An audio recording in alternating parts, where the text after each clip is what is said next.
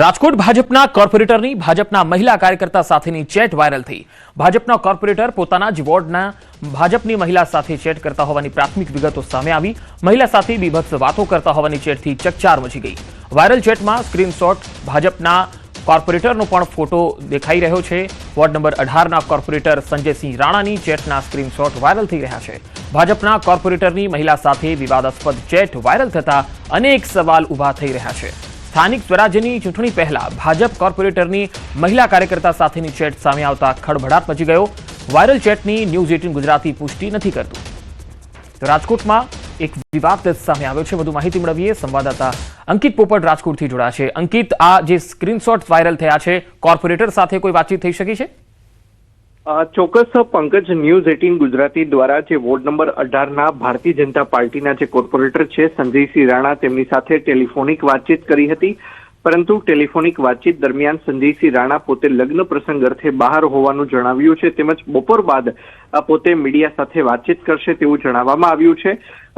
ઉલ્લેખનીય છે કે જે સ્થાનિક સ્વરાજ્યની ચૂંટણી એટલે કે રાજકોટ મહાનગરપાલિકાની ચૂંટણીને આડે હવે બસ ગણતરીના જ મહિનાઓ બાકી બચ્યા છે, ત્યારે ભારતીય જનતા પાર્ટીના જે કોર્પોરેટર છે સંજયસિંહ રાણા, તેમની અને ભારતીય જનતા પાર્ટીના એક મહિલા કાર્યકર્તા છે, આ બંનેની ચેટના જે સ્ક્રીનશોટ છે તે ખાસ કરીને વાયરલ થયા છે। અને આ સ્ક્રીનશોટ જે વાયરલ થયા છે તેના કારણે રાજકોટ શહેર ભાજપ પ્રમુખ છે માધવ દવે, તેમના દ્વારા પણ છે તે કોર્પોરેટરનો ખુલાસો પૂછવામાં આવશે। સાથોસાથ આ મહિલા કાર્યકર્તા કોણ છે તે બાબતે પણ તપાસ છે તે હાથ ધરવામાં આવશે। જી, આ બાબતને લઈને ભાજપના કોઈ રાજકોટના સ્થાનિક નેતા દ્વારા કોઈ નિવેદન આપવામાં આવ્યું છે? કાર્યકર્તાઓ શું કહી રહ્યા છે? ચોક્કસથી ન્યૂઝ 18 ગુજરાતી દ્વારા રાજકોટ શહેર ભારતીય જનતા પાર્ટીના જે અધ્યક્ષ છે માધવ દવે, તેમની સાથે ટેલિફોનિક વાતચીત કરવામાં આવી હતી। ટેલિફોનિક વાતચીત દરમિયાન જે માધવ દવે છે તેમના દ્વારા જણાવવામાં આવ્યું હતું કે મીડિયાના માધ્યમથી આ સમગ્ર મામલો છે તે મારા સમક્ષ આવ્યો છે અને વાયરલ ચેટના સ્ક્રીનશોટ મને પણ છે તે મળ્યા છે, ત્યારે આ વાયરલ થયેલા સ્ક્રીનશોટ સાચા છે કે કેમ, ખરેખર સંજયસિંહ રાણા અને આ જે કથિત જે મહિલા ભાજપના કાર્યકર્તા છે તે બંને વચ્ચે વાતચીત થઈ છે કે કેમ, તે બાબતે તેઓ સંજયસિંહ રાણાની છે તેમનો પણ ખુલાસો પૂછશે। સાથોસાથ આ વોર્ડ નંબર 18ના જે કથિત મહિલા કાર્યકર્તા છે તે કોણ છે તે બાબતે પણ તેમના દ્વારા છે તે તપાસ હાથ ધરવામાં આવશે તેવું તેમના દ્વારા જણાવવામાં આવ્યું છે। જો કે હાલ અત્યારે ભારતીય જનતા પાર્ટીના કોર્પોરેટરની મહિલા સાથે વિવાદાસ્પદ જે ચેટ વાયરલ થઈ છે કે જેમાં કેટલાક અશોભનીય શબ્દોનો પણ ઉલ્લેખ કરવામાં આવ્યો છે, બીભત્સ વાતો છે તે કરવામાં આવી છે, તેના કારણે હાલ રાજકોટ શહેર ભાજપના જે સંગઠનનું જે માળખું છે તેમાં ચોક્કસ હાલ અત્યારે ખળભળાટ છે તે મચી જવા પામ્યો છે। જી અંકિત, આભાર માહિતી આપવા માટે। નથુરામ ગોડસેના નાટકનો વિરોધ થયો છે, જેમાં રાજકોટ અને જામનગર પછી હવે અમદાવાદમાં પણ વિરોધ શરૂ થયો। NSYએ બોડકદેવ સર્કલ પાસે વિરોધ કર્યો। ગાંધીજી અમર રહો અને ગોડસે મુર્દાબાદના લખાણ લખીને વિરોધ નોંધાવ્યો હતો।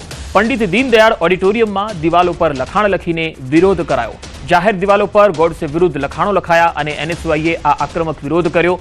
ગોડસેના ફોટા પર કાળી સહી નાખીને વિરોધના પોસ્ટરો પણ લગાવ્યા હતા, કારણ કે અમદાવાદમાં પણ આ એક નાટક જે છે એ શરૂ થવા જઈ રહ્યું હતું, ભજવવાનું હતું। જો કે એ નાટક શરૂ થાય એ પહેલા જ અહીંયા વિરોધ શરૂ થઈ ગયો હતો। તો અમદાવાદના બોડકદેવમાં NSYના કાર્યકર્તાઓ મોટી સંખ્યામાં આવ્યા અને આ નાટક શરૂ થાય તે પહેલા જ તેમણે આક્રમક વિરોધ કર્યો અને ગોડસે વિરુદ્ધ કેટલાક લખાણો પણ લખ્યા। ગાંધીજી અમર રહો અને ગોડસે મુર્દાબાદ એવા લખાણો પણ લખ્યા હતા અને આક્રમકતાથી વિરોધ નોંધાવ્યો હતો। આવા નાટકો ન થવા જોઈએ, ગોડસેને સમર્થન આપનારા આવા નાટકો ન થવા જોઈએ, એ માટે તેમણે પોતાનો વિરોધ પણ વ્યક્ત કર્યો હતો। ગોડસે વિરુદ્ધ લખાણ લખી NSYએ આ આક્રમકતાથી વિરોધ નોંધાવ્યો હતો।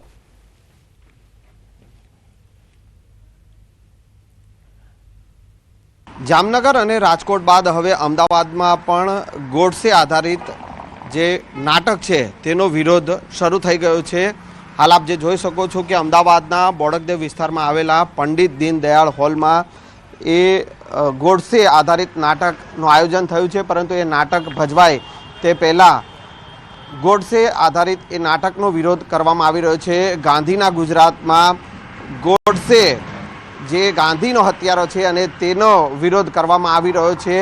ગોડસે મુર્દાબાદ તે પ્રકારના લખાણ જે છે તે ક્યાંક ને ક્યાંક અહીંયા NSY અને યુથ કોંગ્રેસ દ્વારા લખવામાં આવ્યા છે અને આ પંડિત દીનદયાળ હોલની દિવાલો જે છે તે દિવાલો પર ગોડસે મુર્દાબાદ તે પ્રકારનું લખાણ જે છે તે લખવામાં આવ્યું છે, ગાંધી જિંદાબાદ તે પ્રકારનું લખાણ લખવામાં આવ્યું છે અને એ નાટક ભજવાય તે પહેલાં અત્યારથી જ આ NSUI દ્વારા અને યુથ કોંગ્રેસ દ્વારા ગોડસે પ્રેરિત નાટકનો વિરોધ થઈ રહ્યો છે. કેમેરામેન પંકજ મકવાણા સાથે સંજય ટાંક, ન્યૂઝ 18 ગુજરાતી, અમદાવાદ. હવે આપણે 3 અલગ અલગ તસવીરો બતાવી છે જ્યાં ગોડસેના નાટકનો વિરોધ થયો. સૌથી પહેલા રાજકોટમાં વિરોધ થયો, જેની તસવીરો તમે જોઈ શકો છો. ત્યાં પણ NSUIના કાર્યકર્તાઓએ વિરોધ નોંધાવ્યો હતો. બીજી તસવીર રાજકોટ બાદ જામનગરની છે, જ્યાં જામનગરમાં પણ આવું નાટક રજૂ થવાનું હતું. એ પહેલા જ ત્યાં વિરોધ કરવા માટે કોંગ્રેસના કાર્યકર્તાઓ પહોંચી ગયા, જ્યાં કેટલાક કાર્યકર્તાઓને અટકાવવામાં આવ્યા હતા. અને ત્રીજી તસવીર આજની અમદાવાદની છે, જ્યાં આજે પણ અહીંયા અમદાવાદમાં જ્યારે આ કાર્યક્રમ એટલે કે આ નાટક થવાનું હતું એ પહેલા જ NSUIના કાર્યકર્તાઓ અહીંયા આવી ગયા અને આ નાટક ન થવા દેવા માટે તેમણે આક્રમકતાથી વિરોધ વ્યક્ત કર્યો.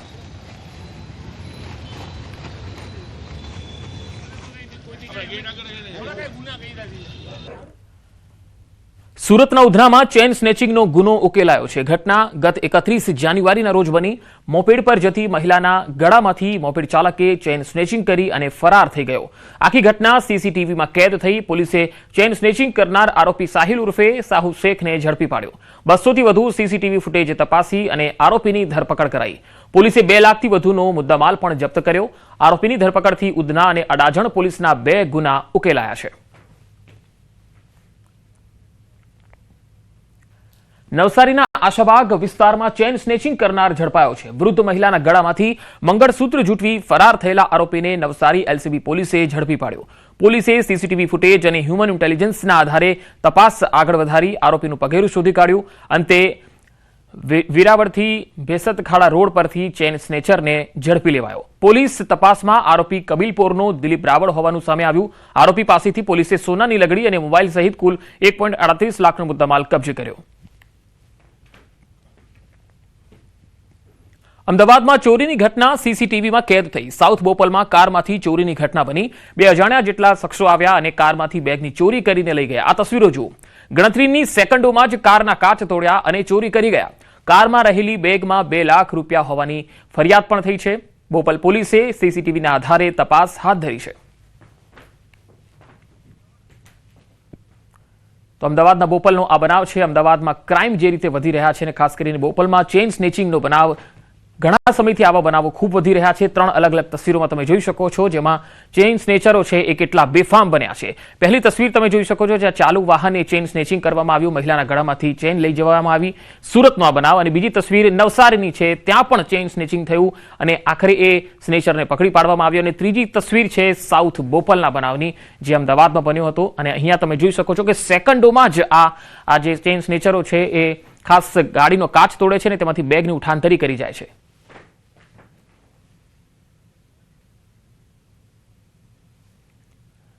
અમદાવાદ મેઘાણીનગરમાં મોડી રાત્રે બબાલ થઈ હતી. લારીઓ મૂકવાની બાબતે મોડી રાત્રે આ બબાલ થઈ. હાઉસિંગ બોર્ડના બ્લોક નંબર 57 પાસેનો આ બનાવ છે. ગત મોડી રાત્રે આ બનાવ બન્યો, જેમાં ટોળાએ બોલાચાલી અને ઝઘડો કરી પથ્થરો ફેંક્યા હતા અને થોડી વાર માટે અહીંયા તંગદિલી સર્જાઈ ગઈ હતી. અમદાવાદના મેઘાણીનગરમાં આવા બનાવો હવે સામાન્ય બનતા થઈ ગયા છે, કારણ કે છાસવારે આ પ્રકારે કેટલાક લોકો આવે છે, ટીંગાટોળી કરે છે, ટોળાશાહી કરે છે, હુમલાઓ કરે છે અને ત્યારબાદ ત્યાંથી નીકળી જાય છે. ક્યાંક લારી મૂકવા બાબતે થાય છે, તો ક્યાંક ગેરકાયદેસરને બાબતોને લઈને, ક્યાંક ઉઘરાણીને લઈને થાય છે, ક્યાંક અંગત અદાવતમાં થાય છે. અહીંયા આ પ્રકારના બનાવો ખૂબ વધી રહ્યા છે. હાઉસિંગ બોર્ડના બ્લોક નંબર 57 પાસેનો આ બનાવ, જ્યાં મોડી રાત્રે બોલાચાલી થઈ, ઝઘડો થયો અને કેટલાક લોકોએ પથ્થરો પણ ફેંક્યા. રાજકોટમાં ખૂંખાર ગેંગનો આરોપી પોલીસની પકડમાં આખરે આવી ગયો. મુર્ગા અને પેંડા ગેંગ વચ્ચે થયેલ ફાયરિંગ કેસમાં પોલીસને મુર્ગા ગેંગના મુખ્ય સૂત્રધાર સમીર ઉર્ફે સંજલો જાવીદ જુનેજાને પકડવામાં સફળતા મળી. આરોપી છેલ્લા 3 મહિનાથી ફરાર હતો અને પોલીસથી બચવા માટે મહિલાનો વેશ ધારણ કરીને ફરતો હતો. ધરપકડ સમયે પણ આરોપી મહિલાના કપડામાં જ મળી આવ્યો. આરોપી ફરાર રહેવાના સમયગાળા દરમિયાન 23 શહેરોમાં ભટકતું હતું. સમીર સામે હત્યાની કોશિશ, મારામારી, રાયોટિંગ સહિત કુલ 9 ગુનાઓ નોંધાયા છે. પોલીસે આરોપીને સ્થળ પર લાવી અને ઘટનાનું રિકન્સ્ટ્રક્શન પણ કર્યું. પોલીસે આરોપીની એવી સરભરા કરી કે ચાલવામાં પણ ફાંફા પડી ગયા. અત્યાર સુધીમાં આ કેસમાં બંને ગેંગના 37 આરોપીઓની ધરપકડ થઈ ચૂકી છે. આ આરોપી ખૂબ જ શાતિર હતો. તે આ અરાઉન્ડ 90 જેટલા દિવસોમાં 3 મહિના જેટલા દિવસોમાં સતત પોતાનો રહેઠાણ બદલતો હતો અને ફોનનો પણ ઉપયોગ નહીવત જ કરતો હતો. પરંતુ એક રાજકોટ શહેર એસઓજી બ્રાન્ચ પીઆઈ એસએમ જાડેજાઓને એક ચોક્કસ અને ગુપ્ત બાતમીના આધારે આ આરોપી સમીર ઉર્ફે સંજલો જાવેદભાઈ જુણાજાને અને તેના એક સાગરીત દિલાવર મોહમ્મદભાઈ ખલીફાને પકડવામાં આવે છે. જામનગરમાં સાંસદ ખેલ મહોત્સવનો સમાપન સમારોહ યોજાયો. જામનગર દ્વારકાના સાંસદ પૂનમબેન માડમ સંચાલિત ક્રિકેટ ટુર્નામેન્ટ અંતર્ગત રવિવારે રાત્રે પ્રદર્શન ગ્રાઉન્ડમાં ફાઇનલ મેચ યોજાઈ, જેમાં ગુજરાતના ખ્યાતનામ કલાકાર ગીતા રબારી, ફિલ્મ લાલોના કલાકાર રીવા રાજ અને કરણ જોશી પણ જોડાયા. આ દરમિયાન સાંસદ પૂનમબેન માડમ સહિતના રાજકારણના ખેલાડી ક્રિકેટ ગ્રાઉન્ડમાં બેટિંગ કરતા જોવા મળ્યા. 512 ટીમો વચ્ચે આ બે ટીમો ફાઇનલ સુધી પહોંચી અને સ્વાભાવિક રીતે જે બે ટીમો ફાઇનલ સુધી પહોંચી હોય એ ખૂબ જ બધા સારા પ્લેયર્સ આજે આપણે એમનું ખૂબ સુંદર પ્રદર્શન પણ જોયું. તો જામનગરમાં સાંસદ ખેલ મહોત્સવનો આ સમાપન સમારોહ હતો, જેમાં મોટી સંખ્યામાં લોકો પહોંચ્યા હતા. ખાસ કરીને અહીંયા લોકલ જે ખેલાડીઓ છે તેમને અહીંયા આગળ સરસ પ્લેટફોર્મ પણ મળ્યું હતું અને તેમાં લાલો ફિલ્મના જે કલાકારો છે તેઓ પણ અહીંયા હાજરી આપવા પહોંચ્યા હતા. તેમને જોઈને મોટી સંખ્યામાં જે સ્થાનિક લોકો હતા તેઓમાં પણ ઉત્સાહનો માહોલ જોવા મળ્યો હતો. બે અલગ અલગ તસવીરોમાં તમે જોઈ શકો છો. પહેલી તસવીરમાં જે કલાકારો છે એ સૌને મળ્યા હતા, સૌનું અભિવાદન કરતા જોવા મળ્યા હતા અને જે સ્થાનિક સમર્થકો હતા એ પણ મોટી સંખ્યામાં ઉમટ્યા હતા. અમદાવાદનો વધુ એક બ્રિજ જોખમી થયો છે. આજથી શાસ્ત્રી બ્રિજ પર ભારે વાહનો માટે પ્રતિબંધ મુકાયો છે. બ્રિજ નજીક કોઈ પોલીસ પોઈન્ટ નથી, જેના કારણે અહીંયા નિયમોનું ઉલ્લંઘન થતું પણ દેખાઈ રહ્યું છે. ભારે અને મધ્યમ વાહનો માટે રસ્તો બંધ, છતાં અહીંયાથી બેરોકટોક રીતે બ્રિજ પરથી ભારે વાહનો પસાર થતા દેખાઈ રહ્યા છે. ડાયવર્ઝન આપ્યું છે, છતાંય બ્રિજ પરથી ભારે વાહનો પસાર થઈ રહ્યા છે. શાસ્ત્રી બ્રિજના સમારકામની કામગીરી ચાલુ છે. વિશાલા સર્કલથી પીરાણા તરફ જતા ભારે વાહનને હવે બહેરામપુરાથી પસાર થવું પડશે.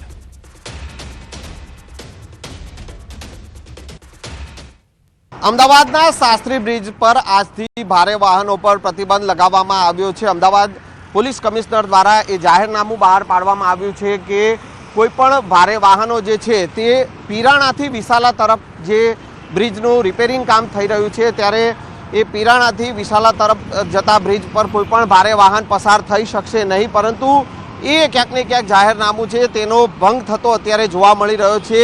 બે રોકટોકપણે ભારે વાહનો જે છે તે આ બ્રિજ ઉપરથી પસાર થઈ રહ્યા છે. જે પ્રકારનું પોલીસ કમિશનરનું જાહેરનામું છે પરંતુ તે નો ઉલ્લંઘન જે છે તે અહીંયા જોવા મળી રહ્યું છે. અહીંયા કોઈ પણ પ્રકારના બેરિકેડ કે પછી કોઈ પણ પ્રકારનો પોલીસનો પોઈન્ટ પણ રાખવામાં આવ્યો નથી, જેથી કરીને ભારે વાહનોને જે છે તે બ્રિજ ઉપરથી જતા રોકી શકાય. તેને લઈને અત્યારે જે જાહેરનામું જે બહાર પાડવામાં આવ્યું છે એનું ઉલ્લંઘન થઈ રહ્યું છે અને આ શાસ્ત્રી બ્રિજ ઉપર જે છે એ પીરાણાથી વિશાલા તરફના બ્રિજ ઉપર ભારે વાહનો પણ જે છે તે બે રોકટોકપણે પસાર થઈ રહ્યા છે.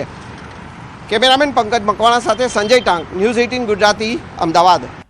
આગળ વધુ સમાચારો પર નજર